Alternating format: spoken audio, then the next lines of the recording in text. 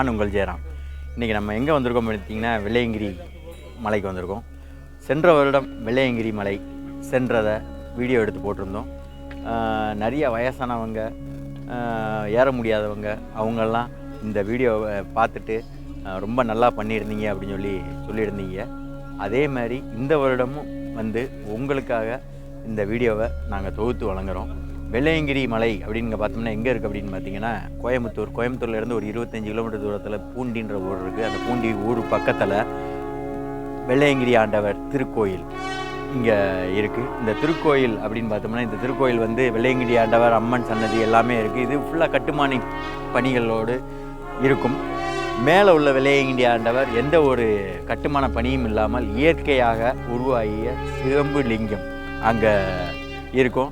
ஒரு கோயிலுக்குள்ள இருக்கும். பார்க்குறக்கே ரொம்ப ஆச்சரியமான இடத்துல அது இருக்கும். அந்த வெள்ளையங்கிரி ஆண்டவரை பார்க்குறதுக்கு தான் நம்ம இப்போ போய்கிட்டு இருக்கோம். நம்ம போகிற வழியில் என்னெல்லாம் இருக்குது அப்படின்றத பற்றி நான் உங்களுக்கு எக்ஸ்பிளைன் பண்ணுறேன். வாங்க வீடியோக்குள்ளே போவோம்.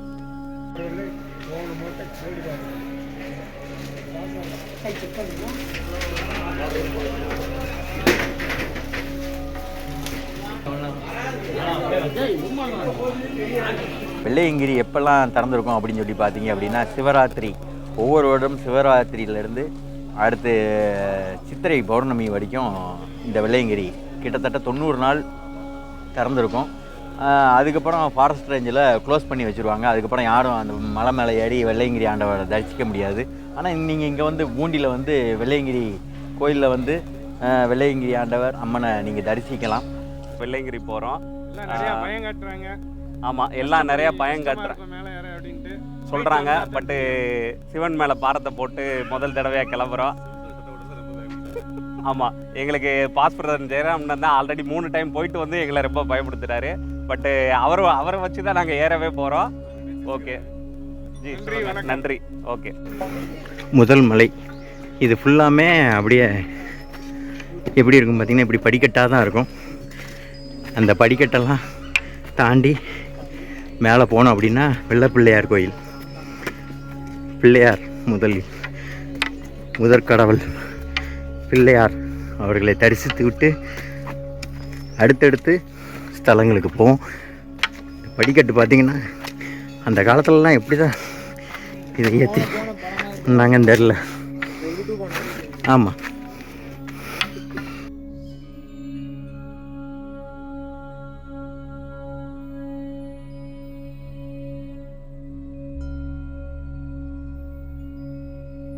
நம்ம இப்போ 1வது மாலையில் பாதி தூரம் கடந்திருக்கோம்.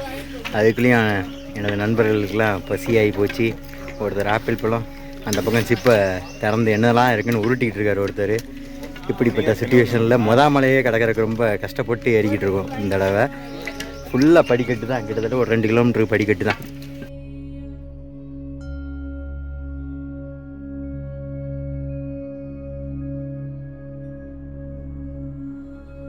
வெள்ளை விநாயகர் திருக்கோயில்.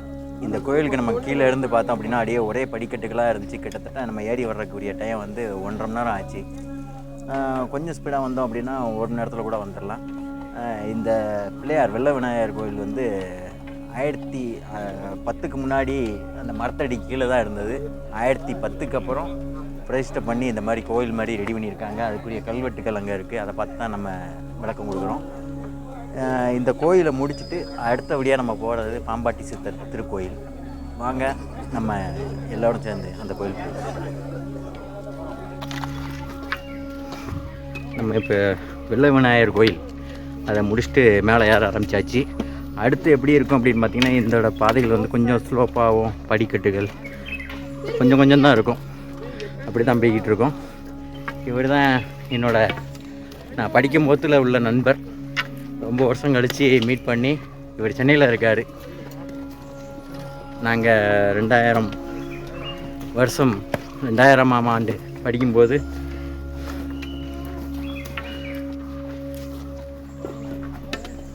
ஏசி மெக்கானிக் சேர்ந்து படித்தோம். நாங்கள் கிட்டத்தட்ட பார்த்தோம் அப்படின்னா ஒரு 3 பேர் தான் படித்தோம். அந்த 3 பேருமே இன்றைக்கி சந்தித்து உன்னோட செல்றதுக்கு ஒரு வாய்ப்பு. அந்த வாய்ப்பில் தான் ட்ராவல் பண்ணிக்கிட்டு இருக்கோம்.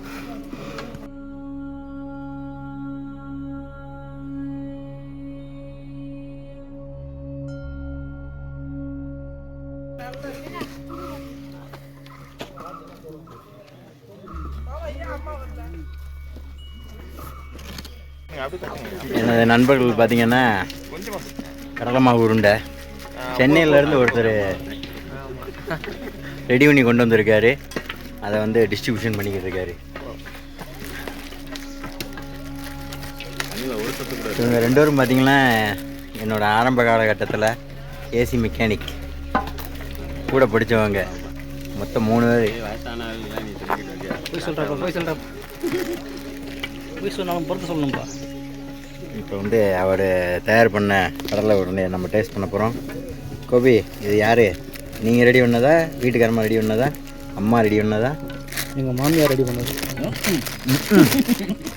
பெரிய இடத்துல இருந்து தான் வந்திருக்கு. ஓகே. பாம்பாட்டி சித்தர் கோயில்.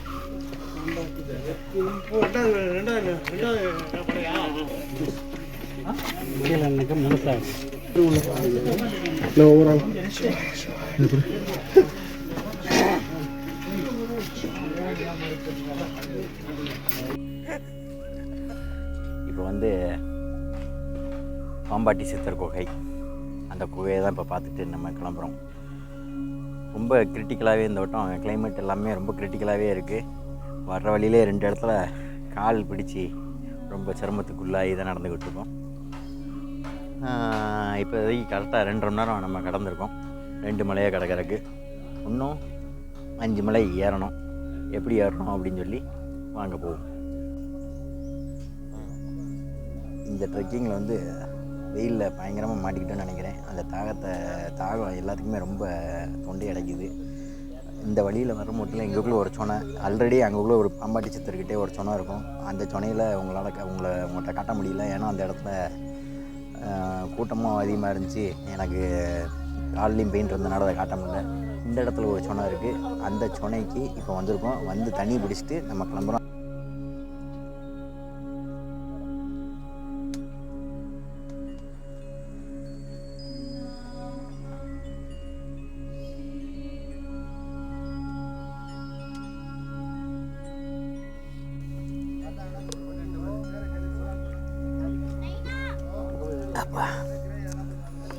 அப்பா இந்த தண்ணியோட டேஸ்ட்டை பார்த்தீங்கன்னா செம்மையாக இருக்குது. அதை சுவைச்சிட்டு நம்ம அடுத்த மலையை கடக்க போகிறோம். வாங்க.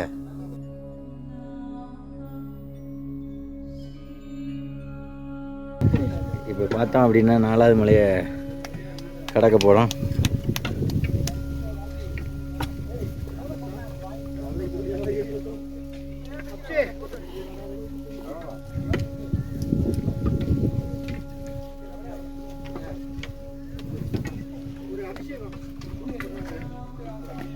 இங்கேருந்து பார்த்தோம்னா ஈஷாவில் உள்ள ஆதியோகி சிலை.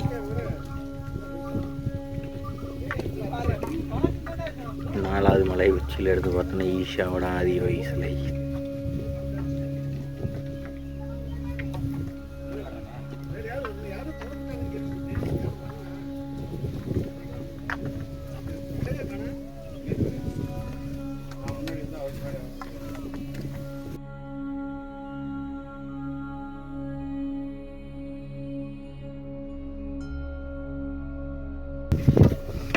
அஞ்சாவது மலை.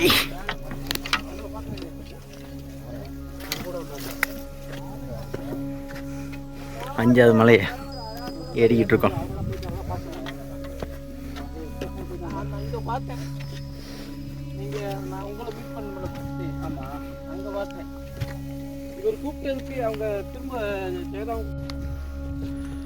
ஓம் நமச்சிவாய.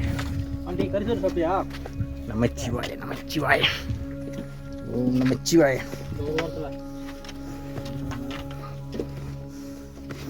ஓம் நமச்சிவாய. எப்படி? ஆமாம், இது மேலே அப்படியே ஏறி இறங்கணும். இறங்கினோடனே அடுத்து 7வது மலை தான்.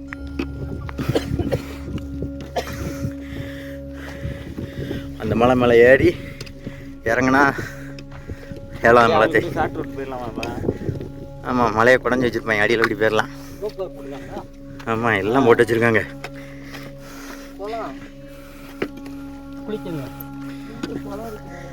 குளிக்க அந்த ஏற்றத்தில் ஏற்றி இறங்கும் போதில் தான். ஆமாம், இது 5. ஆமாம், இது 5 தாண்டி போய்கிட்டு இருக்கோம். நம்ம அதான் 6வது மலை. 6வது மலையை தாண்டினோடனே ஆண்டி சுனை. அந்த சுனையில் தான் நம்ம குளிக்கணும். குளித்தோடனே உன் கால் வலியெல்லாம் பறந்து வரும்பா. ஆமாம், 1 மணி நேரம் ரெஸ்ட்டை போட்டிங்களா? என்னையா நீங்கள் 4 மலை ஏறி வச்சு 6வது மலைக்கு ஏறதுக்கு ரெடியாக வந்துக்கிட்டு இருக்கோம். அதோட உச்சியில் இருக்கிறது தான் பீமன் களி உருண்டை. பீமன்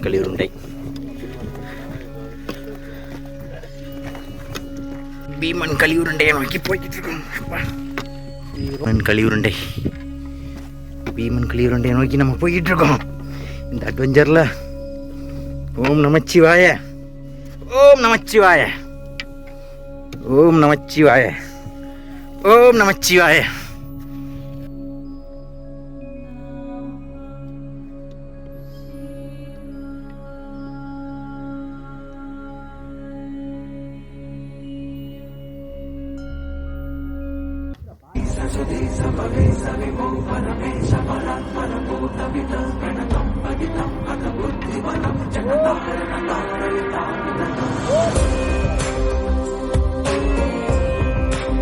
ஏழாவது மலை வெள்ளையங்கிரி மலை.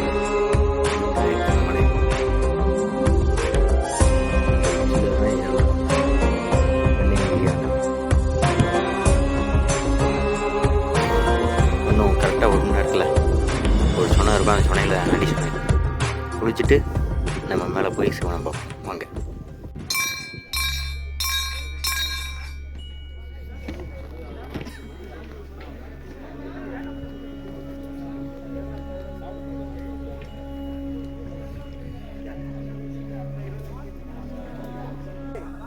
இப்போ நம்ம வந்து 6வது மலையோட இறக்கத்தில் நம்ம இருக்கோம். இந்த இறக்கத்தில் வந்து ஆண்டி சுனைன்னு சொல்லி ஒரு நீரூற்று தேக்கி வச்சு இங்கே வச்சுருக்காங்க.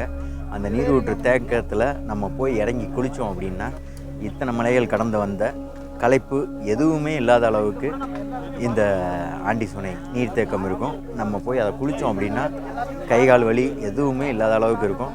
வாங்க இப்போ அந்த சுனையில் போய் பார்த்துட்டு நம்மளும் அந்த சுனையில் குளிச்சுட்டு நம்ம சிவனை பார்க்க போவோம்.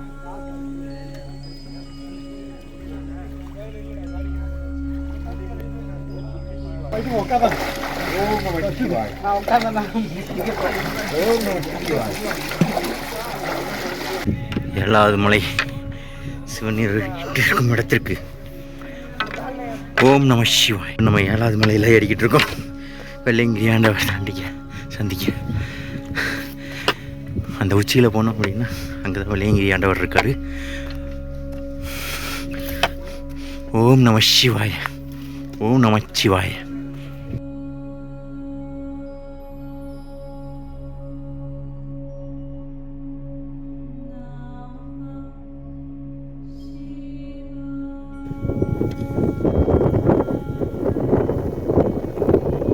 கொஞ்சம் தூரம் தான் இருக்கு.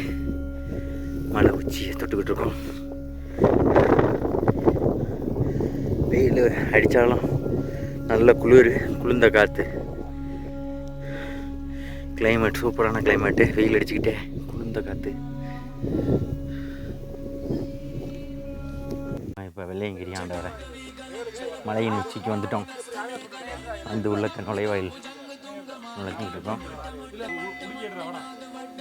இந்த நுழைவாயில் ஃபுல்லாமே வர்ற பக்தர்கள் வச்ச சூளம் இதை ஃபுல்லாமே. அது மட்டும் இல்லை, இந்த நுழைவாயிலுக்குள்ளே போகும்போதில் பார்த்தீங்க அப்படின்னா இந்த நுழைவாயிலே பாருங்கள், இயற்கையாகவே 2 பாறைகள், 2 பெரிய பாறைகள், அதுக்கு மேலே ஒரு பாறை. இது இயற்கையாகவே அமைந்தது. நுழைவாயில் மாதிரியே அமைந்திருக்கு பாருங்கள். ஒவ்வொரு பாறையும் டன் கணக்கில் இருக்கும். இந்த நுழைவாயிலுக்குள்ளே போனோம் அப்படின்னா உள்ளுக்கு நமக்கு காட்சி தருபவர் பிள்ளையார். அந்த பிள்ளையார் அதை ரசிக்க போய்கிட்டு இருக்கோம்.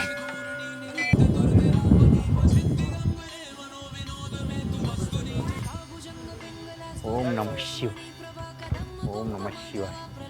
இந்த பிள்ளையாரை தரிசிச்சுட்டு அடுத்து நம்ம அம்மன் சன்னதி, அதுவுமே அம்மன் சன்னதி பார்த்திங்க அப்படின்னா ஒரு பெரிய கோயிலில் தான் அமைஞ்சிருக்கோம். அந்த அம்மன் சன்னதிக்கு தான் நம்ம போகிறோம்.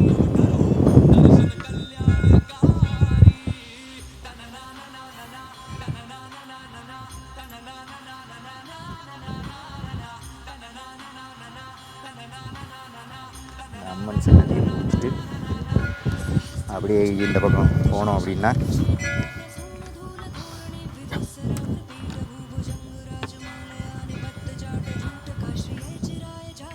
பெரிய பாறை, அதுக்கு கீழே ஒரு கொடையாக அமைந்தது வெள்ளையங்கிரி ஆண்டவர். இயற்கையாகவே ஒரு குகையில் சுயந்தலிங்கமாக காட்சி அளிக்கின்ற வெள்ளையங்கிரி ஆண்டவர்.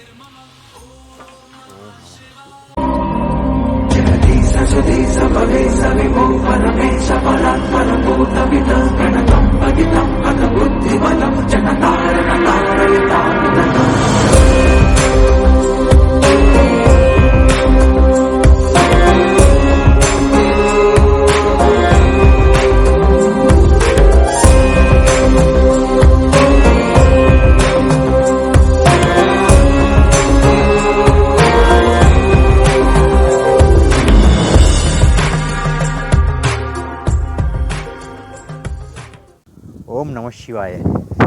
இந்த வெள்ளையங்கிரி மலையோட பயணம் இன்றைக்கி வந்து ரொம்ப இனிமையாக இத்துடன் முடிவடைகிறது. கிட்டத்தட்ட இப்போ டைம் பார்த்திங்க அப்படின்னா 3:30 மணி ஆகிடுச்சி. காலையில் 7 மணிக்கு ஏற ஆரம்பிச்சு 3:30 மணி ஆகிடுச்சி. எங்களுக்கு இடையிலே அங்கங்கே கொஞ்சம் ட்ரபுள்ஸ் இருந்ததுனால கொஞ்சம் லேட் ஆகிடுச்சி.